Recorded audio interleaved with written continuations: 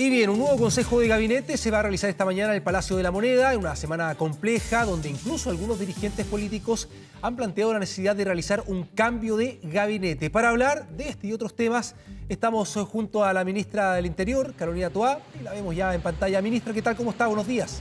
Muy bien, gracias. Muy buenos días. Bueno, primero, ministra, quiero preguntarle sobre este proyecto aprobado ayer en el Congreso de infraestructura crítica que lleva, ¿no?, a las Fuerzas Armadas a establecer un orden, ¿no?, para proteger nuestras fronteras. ¿Qué le parece esa decisión? Bueno, muy importante, es un logro enorme y una posibilidad que se nos abre para tener un refuerzo, un apoyo de las Fuerzas Armadas en el control de las fronteras. Este es un proyecto que lleva tramitándose 2 años, que ha tenido muchos altibajos, rechazos en el pasado, diferencias de opinión, y aquí finalmente se logró aprobar.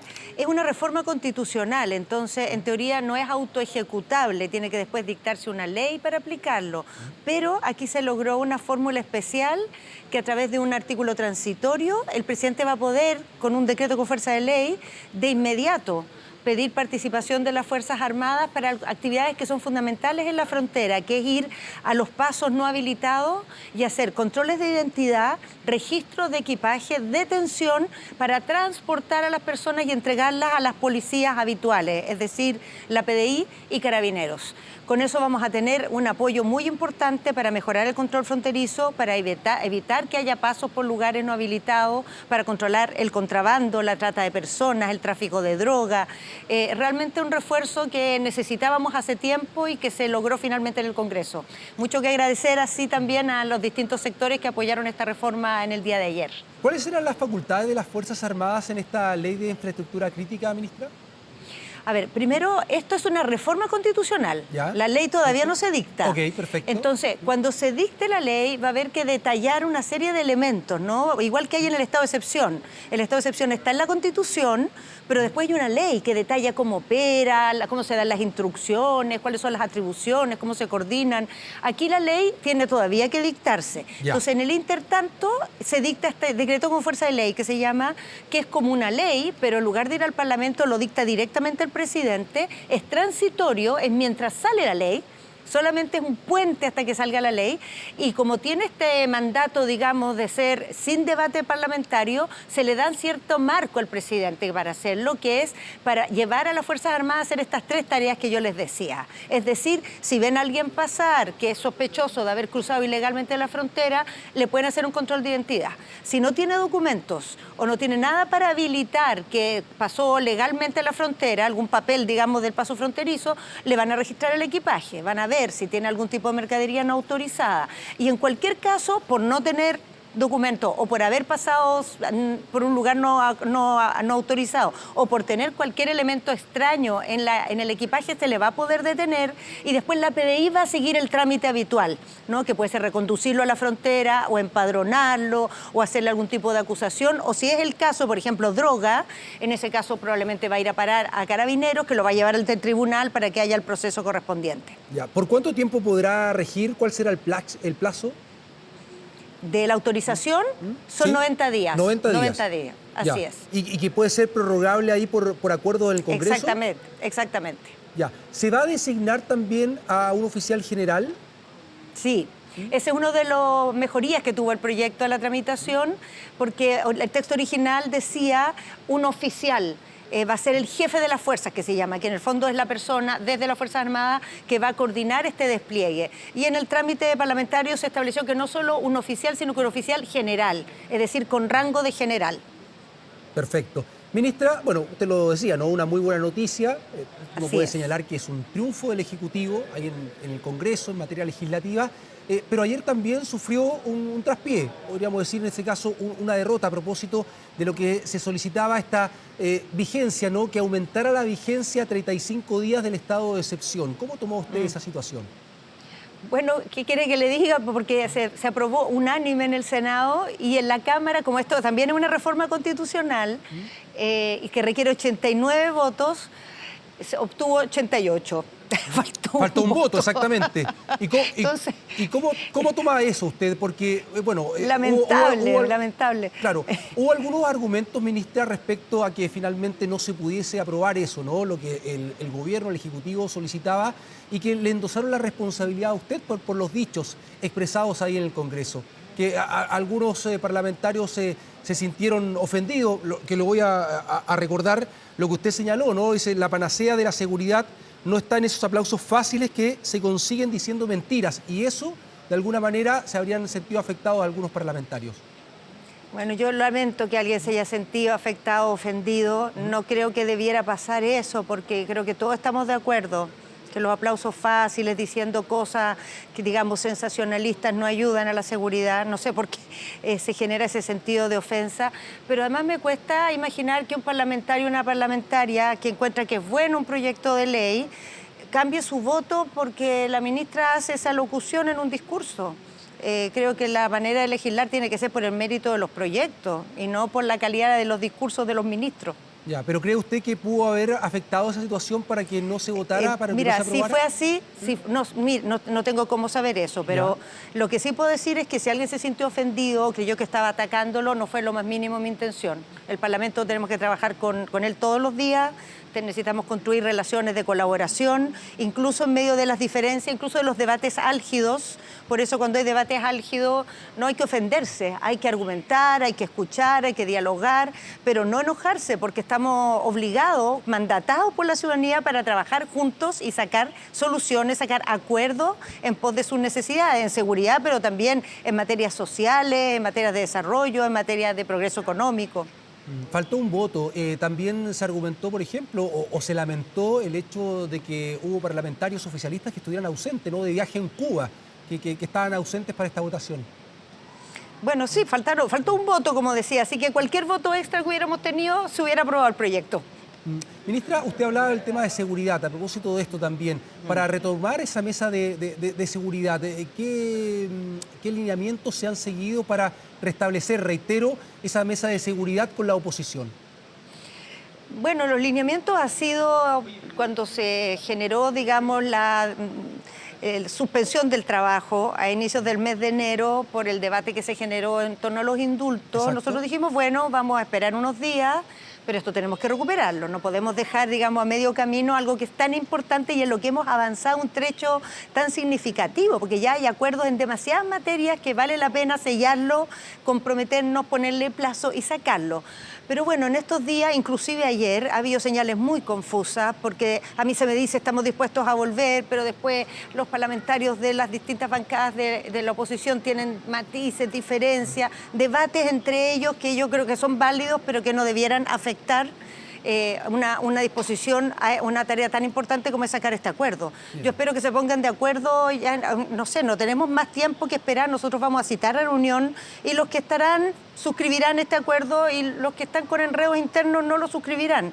Las señales han sido muy confusas. Ayer se hizo un llamado a que iban a volver, después sus bancadas decían no nos consultaron, los jefes de partido, de que necesitamos discutir entre nosotros. Bueno, yo creo que ya no hay más espacio para discutir, es necesario cerrar esto y ponernos a trabajar en esas prioridades, establecer un calendario, establecer plazos, establecer las medidas tanto administrativas del gobierno como las legislativas que vamos a tramitar entre todos y que la ciudadanía también pueda después cobrarnos la palabra, ¿no?, de este compromiso que vamos a hacer transversalmente. Y quiero recordar, transversalmente aquí es literal. O sea, aquí está el Partido Republicano, está el Partido Comunista, está el Partido de la Gente, está Chile Vamos, está el Socialismo Democrático, está el Frente Amplio, está el Partido Demócrata Cristiano, los sectores independientes que no tienen partido también han pedido sumarse. Hemos logrado acuerdo con la Asociación de Municipios, hemos logrado acuerdo con la Asociación de Gobernadores. Entonces, realmente es muy sustantivo lo que hay y yo lamentaría mucho que sectores de la oposición se, digamos, retrocedieran y no suscribieran este compromiso entre las chilenas y los chilenos. Claro, que en un momento recordemos que había programada una reunión para el día de ayer en la tarde que finalmente no se realizó. Pero en este tema hay premura, ministra. ¿Cuándo piensa juntarse? Usted dice vamos a hacer un llamado y bueno, y tienen que llegar, esperemos. ¿Cuándo va a ser ese llamado? Yo creo que el lunes es el último plazo que tenemos. El lunes vamos a convocar y vamos a trabajar con los que lleguen. Ya no vamos a poder hacer una vez más estos gestos y esta, digamos, paciente espera, porque ya la paciencia no no puede comprometer la prioridad de sacar resultados, y el Parlamento va a entrar en receso ahora. Aquí en La Moneda no tenemos receso, pero el Parlamento sí tiene un receso, y antes de que eso pase, los que estén dispuestos, parlamentarios de distintas bancadas, a comprometerse, a poner su firma, a decir yo voy a estar y voy a contribuir a sacar estas tareas, vamos a darle la bienvenida y bueno, ojalá los demás se sumaran después, si no. Ya, ellos, bueno, dentro de la oposición, a propósito de esta reunión de mesa de seguridad, dice, esperan señales del gobierno, del Ejecutivo. ¿Qué señales se podrían entregar para lograr esta convocatoria? Bueno, yo creo que ha habido señales muy sustantivas. Tenemos varios proyectos importantes de debate en el Parlamento. Hemos declarado, ellos lo saben, que el gobierno está dispuesto a suscribir varias mociones parlamentarias, a presentarles indicaciones para ponerles ciertos énfasis y a respaldarlas con las urgencias para tramitarlas con velocidad. Sacamos ayer infraestructura crítica, un proyecto que originalmente se impulsó desde los sectores que hoy día son oposición, que no lograron sacarlo adelante, que tuvieron muchas diferencias para implementarlo. Aquí se logró aprobar y tenemos también resultados. No, porque hoy día tenemos un desafío de seguridad gigantesco, eso es efectivo. Tenemos desafíos que, digamos, no estaban en las prioridades de los años anteriores en seguridad, como son los temas de los homicidios o de las armas. Pero hay que decir que en este periodo han cambiado muchas cosas respecto a lo que era el año pasado. O sea, la situación que había en Iquique el año pasado, a los meses finales del gobierno del presidente Piñera, no es la que hay hoy. Ese nivel de descontrol en las calles no lo tenemos hoy día. Hay migración ilegal, estamos legislando, estamos con infraestructura crítica, pero los números son mucho más bajos. En la Araucanía tampoco tenemos la misma situación. Ahí tenemos ya chequeado por todas las vías una disminución de las acciones violentas en un 40%, y tenemos también, no solo año con año, porque quizás estos años no son tan comparables, pero si uno compara verano con verano, el verano pasado, había estado de excepción en el gobierno del presidente Piñera, pero durante el verano hubo incidentes de los más graves que ha habido. Yo creo que fue el verano más sangriento que ha habido en la macrozona sur el año pasado, con estado de excepción. Hoy día la situación no está para nada resuelta, tenemos muchos desafíos. Hubo un atentado ayer o antes de ayer bastante grave, que se quemaron máquinas de una empresa, pero no está lejos de ser lo que hace un año atrás. Y en los otros temas, después de muchos años en que esto no se hizo seriamente, estamos a punto ya despachamos en el Senado la ley de crimen organizado, estamos actualizando la ley de narcotráfico, tenemos una política nacional contra el crimen organizado, el presupuesto 2023 viene con un programa de recursos especial para el crimen organizado. Entonces el país ha ido dotándose de herramientas, de política, fortaleciendo las instituciones, y yo espero, nuestro compromiso como gobierno es que este 2023 el Ministerio de Seguridad y la ley de inteligencia vean la luz. Y eso nos va a significar ciberseguridad también. Nos va a significar instituciones mucho más robustas y modernas para enfrentar este tipo de criminalidad que tenemos hoy día en el país. Ministra, ¿sigue penando el tema de indultos? Bueno, a propósito de lo conocido ayer, ¿no?, con el Tribunal Constitucional, que declaró admisibles los recursos presentados por parlamentarios senadores de Chile Vamos y también de la agrupación Demócratas, partido en formación, que buscan impugnar 7 indultos otorgados por el presidente de la República? Mire, yo creo que desde el punto de vista de nuestra tarea como gobierno, al revés, el hecho de que esto se canalice por las vías institucionales y que se plantea a esas instituciones los cuestionamientos que hay, las dudas, los temas en los que se pide una clarificación, es algo que ayuda a ordenar el debate, porque nosotros seguimos con la acción, digamos, de gobierno, con el debate en el Parlamento, y no hay ninguna excusa ya para decir, por ejemplo, no nos sumamos a la agenda de seguridad por el tema de los indultos, porque el tema de los indultos está radicado en el Tribunal Constitucional. Él lo tiene que resolver. El gobierno no tiene herramientas para cambiar esa decisión, no existe retrotraer los indultos. Ministra, perdón, entonces ayuda esto, se canaliza y por otro lado nos concentramos en las tareas de gobierno, en las tareas legislativas, en las tareas de seguridad, en las tareas de salud, que para lo que estamos electos y convocados tanto el Parlamento como el gobierno. Ya, perdón, entonces acogen de buena manera finalmente el que se declararan admisibles estos recursos presentados, ¿no?, ahí en el Tribunal Constitucional. O sea, yo lo diría de la siguiente manera, es la forma en que se resuelven estos debates en una democracia y nos despeja para hacer el trabajo político, la gestión de gobierno, nos despeja de este debate o de las excusas de parar el debate por el tema de los indultos, porque está digamos, radicado en otra parte y ahí es donde se debe discutir, en esa sede que es el Tribunal Constitucional. Ya, tema de los indultos que lleva un mes, ministra, y seguimos hablando, siguen ecos, ¿no?, repercusiones a propósito de ese tema, que ha afectado, creo, bastante al gobierno. por ejemplo, imagínense, ayer hubo una noticia muy importante, como un triunfo, así lo expresaba usted recién, ¿no? Lo que comentábamos a propósito de la ley de infraestructura crítica, pero ¿se sigue hablando de esta situación? Sí, la verdad se ha hablado ya durante un mes y está bien que se hable, si estamos en una democracia, la gente tiene derecho a tener opiniones, tiene derecho a estar en desacuerdo. Lo que yo creo que es muy malo es ocupar un tema para paralizar otro, ¿no? Cuando hay un acuerdo en seguridad que es un tema relevante, ¿qué se gana compararlo porque hay una discusión con los indultos?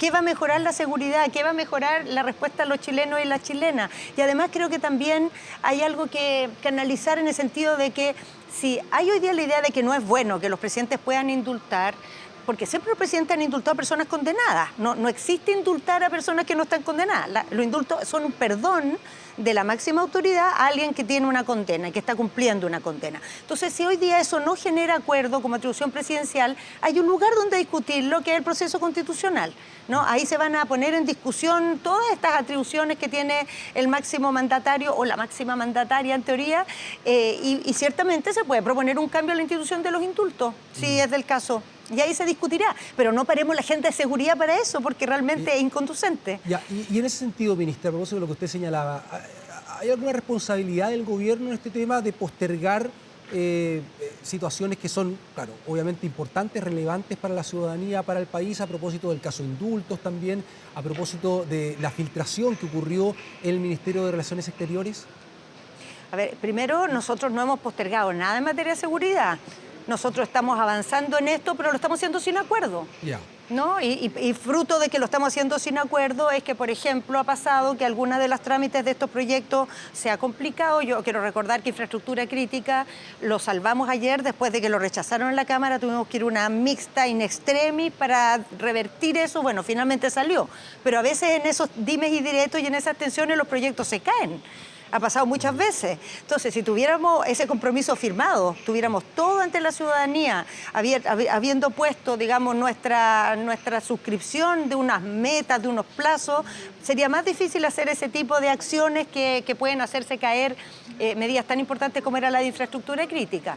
Y la segunda pregunta que me hacía era, las filtraciones. Sí. Bueno, las filtraciones, la verdad, yo creo que eso hoy día hay una investigación y hay una responsabilidad de quién hizo esa filtración, ciertamente. Claro. Pero el gobierno no ha hecho filtraciones, hay una persona que hizo una filtración y que tiene que hacerse responsable de ello. Ya, podríamos hablar de una desprolijidad o situaciones que se han ido generando en este último tiempo, ministra. Usted cuando asume, ¿no?, ahí la cartera del Interior, asume ahí este rol en el gobierno muy importante, relevante, dice, este gobierno tiene que ordenarse. ¿Se ha ordenado? ¿Qué cree usted? Sí, yo creo que se ha ordenado bastante, pero creo que nos falta mucho en materia de orden. Nos falta mucho en materia, por ejemplo, de fortalecimiento de los equipos en las regiones. Nos falta mucho en materia de mayor coordinación con nuestra alianza de gobierno, de un trabajo más conjunto, especialmente en los territorios. Yo creo que hay mucho por hacer todavía, pero tenemos un ordenamiento muy significativo respecto a... Hemos ido dando pasos, digámoslo así, para no sobreactuarse tampoco, ponerse arrogante. Perfecto. Ministra, le queremos agradecer porque 8:48 tiene que ir ya a la reunión de gabinete, ¿no? Así es. Ya. Perfecto. Aquí cruzo de inmediato a la reunión. Ok, le agradecemos por este diálogo, siempre con su disposición. Muchas gracias, que esté muy bien. Gracias a ustedes, buenos días.